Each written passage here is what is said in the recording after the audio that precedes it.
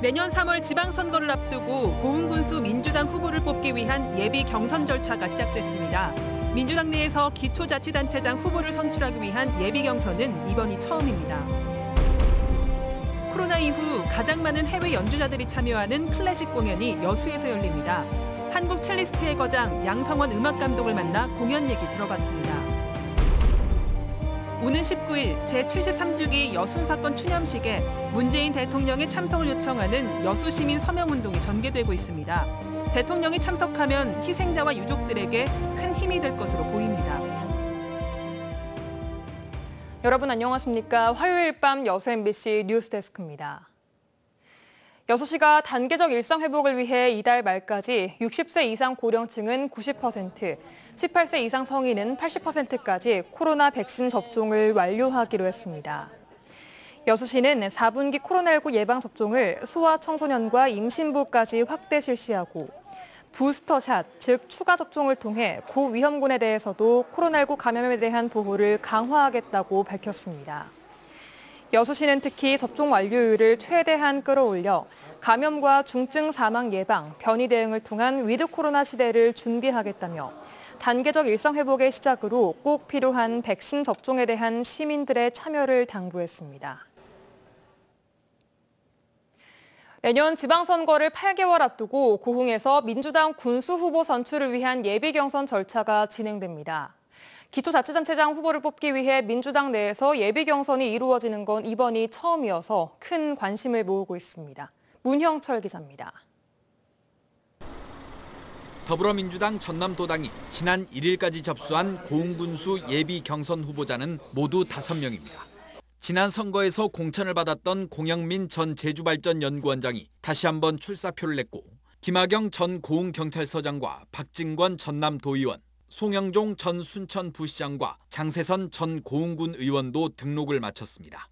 이 가운데 최종 경선 후보로 선출되는 인원은 2명. 권리당원 투표와 국민 여론조사 결과를 각각 50%씩 반영하는데 결과는 오는 23일 저녁에 발표됩니다. 지방선거와 관련해 민주당 내에서 예비 경선이 이루어지는 것은 이번이 처음으로 후보들의 제안과 합의를 통해 추진됐습니다. 선거 때마다 다수의 후보가 공천을 받기 위해 경쟁하는 과정에서 과열 혼탁 선거 논란이 불거지고 내부 분열까지 발생하자 사전에 예비 경선을 거쳐 이 같은 문제를 피해보자는 취지입니다. 여기에 무소속 송기근 군수의 연임을 저지하기 위해 일찌감치 후보군을 압축한 뒤 조직력을 강화하자는 의도도 깔려 있습니다. 이번 예비 경선을 두고 인지도가 낮은 정치 신인에게 불리하다거나 내년에 또 다른 인사들이 선거에 출마하면 경선을 다시 치러야 한다는 의견도 있지만 지방선거를 8달 앞두고 지역에서 선제적으로 이루어지는 새로운 정치적 시도란 점에서 큰 관심을 받고 있습니다. 우리 후보자들에 대한 국민들의 그런 검증 과정들이 어떤 공개적으로 이렇게 뭐 좀 되거나 이런 부분들이 좀 덜했거든요. 지금은 상당한 관심들을 가지시고 이렇게 문의하신 전화도 좀 있으시고. 고흥군수 선거에 도전하는 5명의 주자는 예비 경선 후보 등록 이후 첫 공식 일정으로 내일 오후 여수 MBC TV와 유튜브 채널로 생중계되는 토론회에 참석해 자신들의 포부와 정책을 밝힐 예정입니다. MBC 뉴스 문형철입니다. 오는 19일 제73주기 여순사건 추념식에 문재인 대통령의 참석을 요청하는 여수시민 서명운동이 전개되고 있습니다. 여수시의회는 최근 여순사건 추념식 문 대통령 참석 요청 대시민 서명운동을 지난 1일부터 만 190명 서명을 목표로 진행하고 있으며 오는 8일까지 온 오프라인 서명을 받아 청와대에 보낼 계획이라고 밝혔습니다. 여수시의회는 73년 만에 여순사건 특별법이 국회를 통과한 만큼 올해 추념식은 특별한 의미가 있다며 대통령이 참석한다면 희생자와 유족, 여수 시민에게 큰 힘과 위로가 될 것이라고 덧붙였습니다. 농어촌을 지역구로 둔 국회 3개 상임위 민주당 의원들이 범정부 차원의 농어촌 인력 문제 대응 기획단을 시급히 구성할 것을 요구했습니다. 국회 농림축산식품 해양수산위 서삼석, 환경노동위 안호영, 법제사법위 소병철 의원은 코로나19 이후 가중되는 농어촌 인력 문제는 부처 간 연계와 협력 없이 해결이 어렵다며 이같이 밝혔습니다. 해당 의원들은 정부가 기본적인 수요조차 파악하지 않고 농촌 인력 중장기 대책도 없다며 종합적인 농어촌 고용 인력 지원 체계 구축을 위한 기본 계획 수립을 제안했습니다.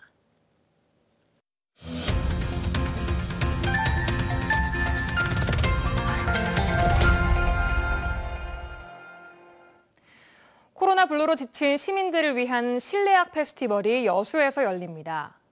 코로나 이후 가장 많은 해외 연주자들이 참여하는 공연이라고 하는데요. 데스크 인터뷰, 오늘은 한국 첼리스트의 자존심이라 불리는 양성원 음악 감독을 조희원 기자가 만나서 이야기를 들어봤습니다.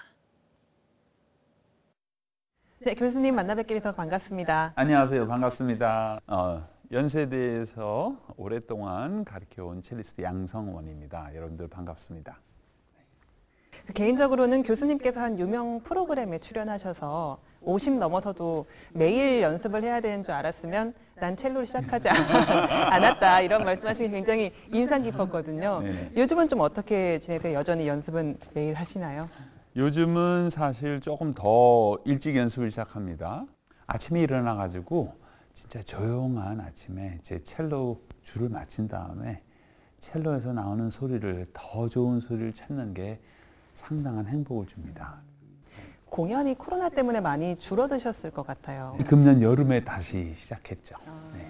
청중들을 만나고, 청중들은 또 아티스트들을 진짜 공연장에서 실제로 보고 그 사람들의 호흡을 들어가면서 같이 음악을 나누고 너무나도 소중하다는 걸 다 느끼니까, 그야말로 피부로 느끼니까 요즘 굉장히 다시 시작하는 듯한 이 벅찬 마음으로 여행을 하고 있습니다.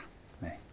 이번 예울마루 실내악 페스티벌 얘기를 한번 넘어가 보겠습니다. 네. 이번 페스티벌 주제가 러시안 프렌십인데 좀 생소한 단어였거든요, 저에게는. 네. 어떤 주제고, 그리고 어떻게 이 주제를 선정하게 되셨는지 설명을 좀 부탁드릴게요. 1917년에 혁명이 있었고, 그때쯤에서 1차 세계대전도 있었었고, 세계적으로 많은 사람들이 또 많은 고통을 느꼈던 바로 그 부분이 아닐까 싶었었습니다. 그래서 그때 전후로 작곡했던 걸작품들, 그리고 그때 많은 우정을 나눴던 친구들, 이 교류, 문화 교류의 중심지였던 파리에서 차이콥스키부터 시작해가지고 라흐마니노프, 스트라빈스키, 라벨, 쇼스타코비치, 프로코피예프는 여러 해 동안 살았었고요. 그때 사람들이 어떻게 극복을 했는지, 어떤 곡을 듣고 더 밝은 미래를 같이 쌓아갔을지, 이거를 좀 초점을 맞추고 싶었었고요. 이분들이 나눴던 우정을 저는 스토리라인을 만들어가지고 작품들을 같이 들려주면 훨씬 더 재밌지 않을까 싶었었습니다. 준비하신 공연이 총 3일짜리 공연으로 알고 있는데요. 네. 이 공연 중에 혹시 교수님께서 가장 애정하시는, 혹시 가장 관심을 기울이고 있는 순서나 그런 공명이 있다면 소개를 하나 해주시겠습니까? 가장 애정이 있는 작곡가들과 가장 애정을 느끼는 곡들만 선정을 했으니까요. 4회에 다 오시는 게 제일 좋고요. 3일에 4회 공연입니다. 우선 차이콥스키 세레나데, 그리고 보로딘 사중주, 그리고 라흐마니노프는 너무나도 낭만이다 못해 저는 슈퍼 로맨틱이라고 부릅니다. 라흐마니노프부터 시작해가지고, 그리고 또 너무너무나 놀라실 건데, 프랑스 작곡가들 드뷔시 현악 사중주 들으시면 클래식 전혀 모르는 분들도 너무나 아름다운 선율과 아름다운 음색체를 느끼실 거고, 플랭크의 클라리넷 소나타 들으시면 그야말로 감탄하실 수밖에 없는 곡들입니다. 마지막으로 이 공연을 보러 오실 시민분들에게 한 네. 말씀 부탁드리겠습니다. 네. 공연이라고 생각하는 것보다 우리 인류의 유산이라고 생각하시고 이 유산을 같이 나누시도록 하시면 좋겠습니다. 코로나 블루를 깨끗이 잊을 수 있는 시간이 되었으면 좋겠습니다. 감사합니다. 네, 교수님 오늘 말씀 감사합니다. 감사합니다. 네. 여수시가 올 연말까지 진남체육공원에 배드민턴 전용구장을 건립합니다. 여수시는 올해 초 95억 원의 사업비를 들여 진남체육공원 내 야구장 바로 옆에 12개 코트 규모의 배드민턴 전용구장 건립 공사에 착공했으며, 오는 12월 완공을 목표로 토목 터파기 공사와 건물 기초 공사가 진행 중이라고 밝혔습니다. 여수시는 배드민턴 전용구장이 완공되면 주로 다목적 체육관을 이용하던 시민들의 체육시설 이용 편의 증진은 물론 각종 전국대회와 전지훈련팀 유치 등에도 큰 도움이 될 것으로 기대하고 있습니다. 순천 지역 제조업체들이 올해 4분기 기업 경기를 부정적으로 전망했습니다. 순천 상공회의소가 관내 60개 제조업체를 대상으로 설문조사를 벌인 결과 4분기 기업 경기 전망 지수는 86으로 기준치인 100을 밑돌았습니다. 또 영업이익이 올해 목표치에 미달할 것으로 예상하는 업체는 전체의 59%에 달했다고 밝혔습니다. 순천상인은 코로나19 재확산으로 인한 내수 침체와 국제 원자재 가격 상승으로 인해 기업들의 경기 회복에 대한 기대감이 낮아진 것으로 분석했습니다. 도로가와 주택의 사고 위험이 있어 보입니다.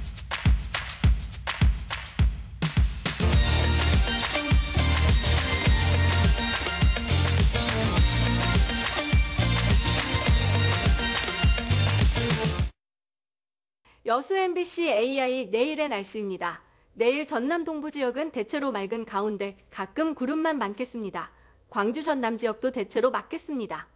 지역별 상세 날씨와 기온 보시겠습니다. 여수가 21에서 26도, 순천이 18에서 29도, 광양은 19에서 27도의 기온 분포를 보이겠습니다.